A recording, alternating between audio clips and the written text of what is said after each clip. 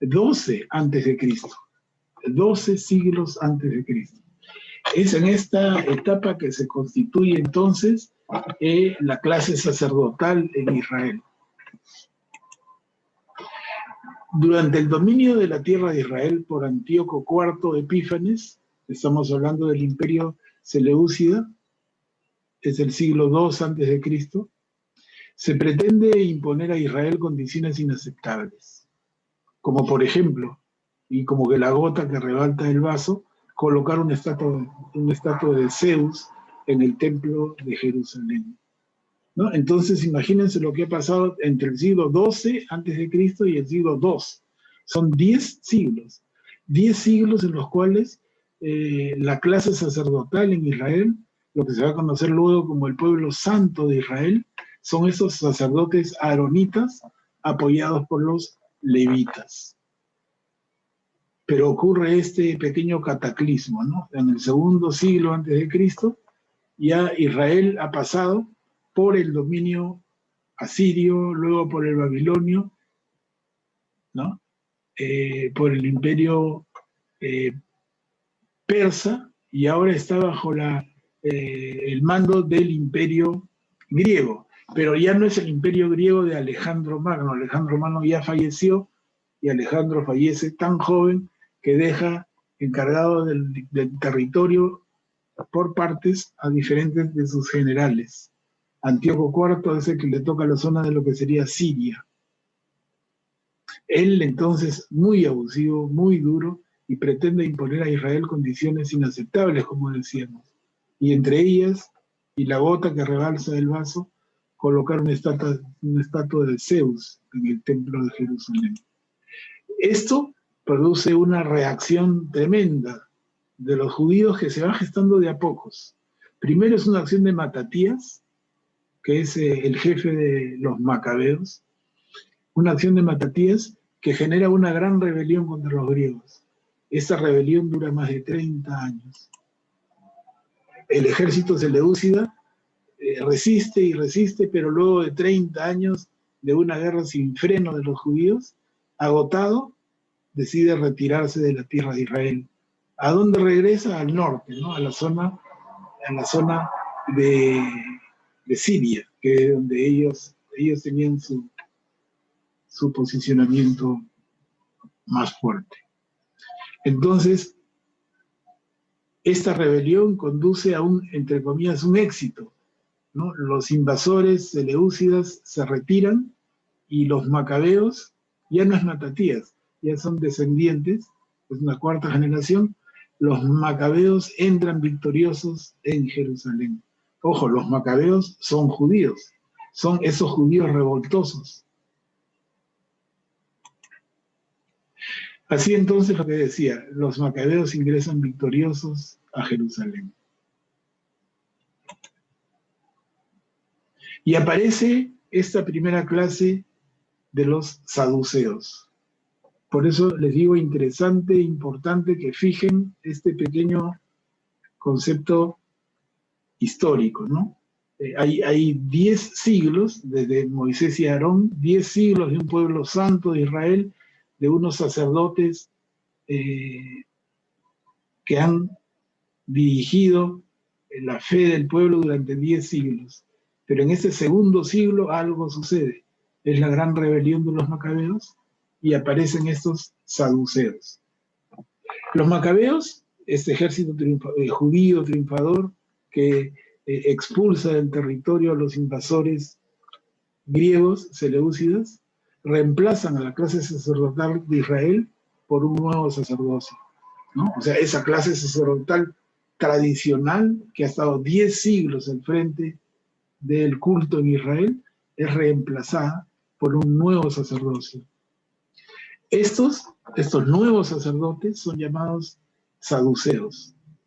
Había que poner un nombre, había que dar una justificación, ¿no? Si no, ¿de dónde me vienes a cambiar a mis sacerdotes? Entonces, los macabeos los denominan saduceos a estos nuevos sacerdotes en recuerdo del sacerdote Sadoc, que es un sacerdote de tiempos del rey Salomón, en el siglo X a.C. Había sido sumo sacerdote en tiempo de Salomón, ¿no? Es una manera, diríamos para hablar claro, de justificar a estos nuevos sacerdotes. Y los saduceos toman el control del culto en Jerusalén. Es decir, desplazan a esos sacerdotes, a esa clase sacerdotal tradicional de Israel, a eso que consideramos en la Biblia el pueblo santo de Israel, ¿no? Los saduceos toman el control y los desplazan. Algunos sacerdotes de este pueblo santo se refugian en el desierto. Y les diría, no, la gran mayoría, ¿no? La gran mayoría se refugia porque los que se resisten son asesinados. La gran mayoría entonces sale de Jerusalén y se refugia en el desierto a orillas del Mar Muerto. ¿Recuerdan ustedes el mapa?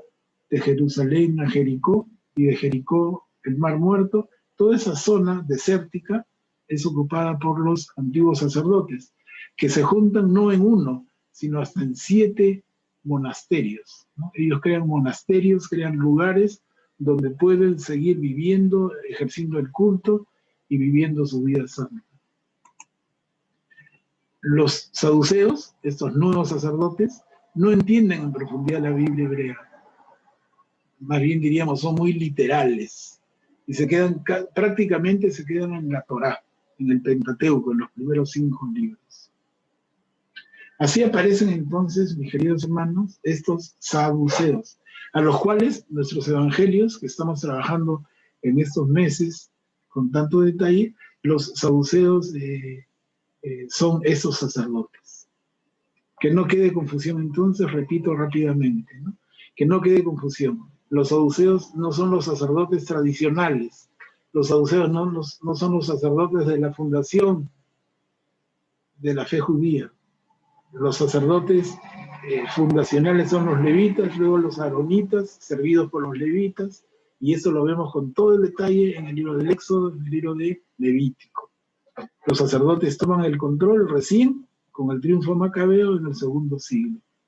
Toman el control y desplazan a los sacerdotes tradicionales que se refugian en el desierto, forman comunidades en las orillas del Mar Muerto. Entonces, contra ese conocimiento profundo de la Biblia hebrea, de la Tanaj, y en particular de la Torá, contra ese conocimiento profundo llegan a estos saduceos que no entienden en profundidad las Escrituras. Entre otras cosas, estos saduceos, por ejemplo, no aceptan la resurrección. Tenemos un segundo grupo que son los esenios, ¿no? Esto, igual que en la oportunidad anterior, ustedes lo van a tener para que lo puedan escuchar una y otra vez hasta entenderlo bien. Y siempre quedo a disposición para cualquier aclaración. Los esenios, ¿quiénes son? Los esenios son esos sacerdotes que fueron desplazados del templo por los saduceos a partir de la victoria macabea sobre los invasores griegos. ¿Estamos? Entonces, los sacerdotes tradicionales son desplazados, se van al desierto, forman comunidades en el desierto y son conocidos entonces como los esenios. Los nuevos sacerdotes, los que tienen el poder en Jerusalén, los que administran el templo, son los saduceos ahora. Y los esenios son este resto santo de Israel que se refugia en el desierto. Ya lo decíamos, se refugian en el desierto a orillas del Mar Muerto. A estas comunidades que forman los esenios se les conoce como las comunidades del desierto. A propósito, en los hallazgos de Qumran han encontrado documentos maravillosos de los esenios.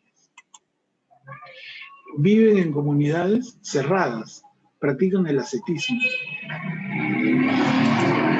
se dedican al culto y al estudio y transcripción de las Escrituras, como vemos en la figura, ¿no?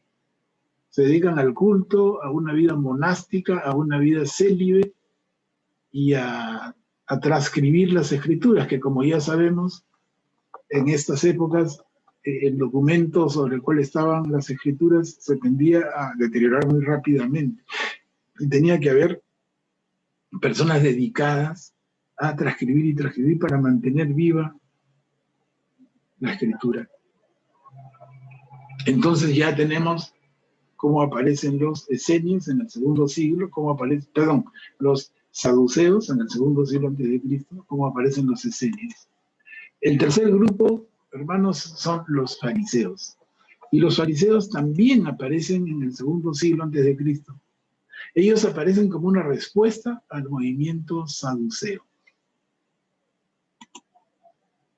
La relación de un fariseo con un saduceo es como la del agua y el aceite.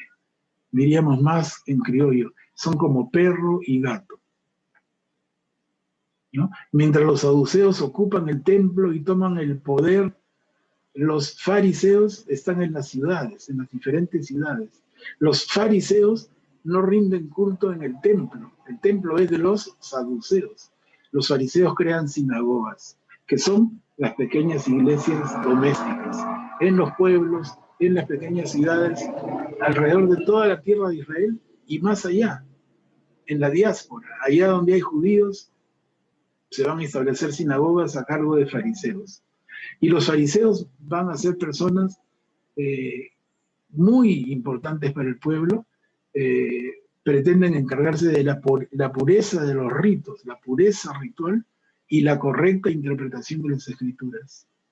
Entonces los saduceos van a ser los fariseos van a ser estudiosos escrupulosos de las escrituras. Y aquí vamos a tener que cada uno de ellos va a interpretar las escrituras de acuerdo con su propio criterio. Y eso es algo muy interesante y poco conocido. No es que todos los fariseos interpreten la escritura de la misma manera, ¿no? Entre los judíos mismos se dice el día de hoy como un chiste, pero que viene mucho a la realidad. Y dice, ahí donde hay dos judíos, hay tres opiniones. Gente muy discutidora, gente de opiniones muy propias, y eso sucede entre los saduceos. Perdón, repito yo mismo, entre los fariseos. Los fariseos en época de Jesús se calcula que eran 2000, y no exageramos si decimos que habían 2000 interpretaciones de las escrituras, ¿no? Ahí lo decimos. Los maestros fariseos más famosos en el siglo II antes de Cristo son Hillel y Shammai. Son dos extremos realmente entre los propios fariseos. Por ejemplo, Shammai estaba en contra del divorcio y Hillel era muy abierto al divorcio. Por decir ejemplos, ¿no? De cuán diferentes podían ser sus opiniones. Gamaliel, Pablo de Tarso lo menciona, ustedes recordarán en varias de sus cartas. Yo soy judío, formado fariseo a los pies de Gamaliel, ¿no? Gamaliel es nieto de Hillel y era en su momento, en tiempo de Jesús y de Pablo, era el fariseo más famoso, el tremendo maestro. O sea que Pablo de Tarso haya estudiado con Gamaliel equivaldría a que decir yo soy un máster en administración formado en Harvard, a ese nivel, ¿no? La cumbre, lo máximo, el máximo lugar donde alguien podía estudiar para ser fariseo era a los pies de Gamaliel, y Pablo estudia a los pies de Gamaliel. Y tenemos como cuarto grupo a los celotes. Los celotes son un grupo de fanáticos que creían que había que actuar por la fuerza para recuperar y mantener su fe. Entonces, a diferencia, a ver, si tenemos el cuadro completo, tenemos el inicio, es esta acción torpe, porque no se puede llamar de otra manera, esta torpeza del imperio griego seleucida, que venía de Siria, Antíoco IV, pretende imponer sobre la fe judía cuestiones tan absurdas como poner una estatua gigante de Zeus en medio del templo de Jerusalén. Esto revienta a los judíos, se levanta la rebelión, viene la rebelión que se conoce como rebelión de los macabeos. La rebelión dura mucho tiempo y por desgaste y por cansancio, los macabeos le ganan y los griegos sirios se retiran al norte, a su territorio. En ese momento entonces hay un vacío, y ese vacío lo llenan inmediatamente los macabeos. Los macabeos lo llenan ¿con quién? Con unos nuevos sacerdotes afines a ellos, que son los saduceos, ¿no? Y ellos desplazan a los sacerdotes que se refugian en el desierto y forman este grupo de los esenios. Aparecen en respuesta a estos saduceos que conocían muy poco, interpretaban con mucha pobreza la ley, aparecen los fariseos, pero cada uno más independiente que el otro, ¿no? En época de Jesús, 2000 fariseos. Ese es el cuarto grupo, los celotes. Y ese cuarto grupo es más de la línea original de los macabeos, en el sentido de que, oye, tenemos que liberar a nuestro pueblo y tenemos que liberarlo por la fuerza, ¿no? Esperar un Mesías, ese Mesías tiene que ser un Mesías con espada en mano y que haga justicia con sus manos y que entonces ellos tenían, los celotes, un poco el nombre viene por celosos, ¿no? Eran celosos de la fe y inventan un arma que es la sica, que es un poco acá en la figura, está muy grande. La sica era así en forma media curva, pero más chica, como un pequeño puñal que fácilmente el celote escondía bajo su túnica y cuando de repente había un romano cerca, ¡zas!, le cortaba el cuello y seguía caminando, ¿no? Vendrían a ser como luchadores, equivaldría a un terrorismo, o sea, no, el romano no podía reconocer quién era un celote, no tenía un uniforme de guerra, era cualquiera, que bajo la manga de la túnica tenía una sica y la usaba en el momento menos evidente para quitarle la vida a un romano. Habían tomado la justicia por sus manos y ellos estaban seguros de que la liberación de Israel no era a través de un Mesías como fue Jesús, sino más bien de una acción violenta, guerrera. Ellos fueron actores principales de la rebelión judía que se produce entre el año 66 y 70 después de Cristo. Y como hemos mencionado alguna vez, esta rebelión produjo la destrucción del templo de Jerusalén por parte de los romanos. Entonces, año 70, el templo de Jerusalén es destruido por segunda vez. Por segunda vez. La primera vez, el templo es destruido por los invasores babilonios, año 580 más o menos. Luego el templo se reconstruye, como el apoyo de Ciro el persa, ¿no? Herodes el Grande termina de hermosear el templo y lo deja tan bello como lo conoció Jesús. Y son los romanos los que destruyen el segundo templo y ya no va a haber tercer templo. Eso se produce en el año 70 como respuesta romana a la rebelión judía tan fuerte. Rebelión judía y los romanos respondían con fuerza. En este caso, esta fue la respuesta. En el video anterior les contaba que en la segunda rebelión judía del año 130, la respuesta romana fue cambiarle de nombre al territorio y ponerle Palestina, ¿no? Tierra de los filisteos. En fin, esto es, hermanos, lo que les quería comentar. Espero que este pequeño, corto video les sirva para seguir aclarando algunos detalles, ¿no? Y entonces esto nos permite ubicar a Jesús en el medio de la sociedad de su tiempo. Tenemos a Jesús en medio de saduceos, fariseos, esenios, celotes. Y tenemos que en varios momentos del Nuevo Testamento, de los Evangelios, se habla de saduceos y fariseos confabulando, fariseos y saduceos conversando, y eso no es posible.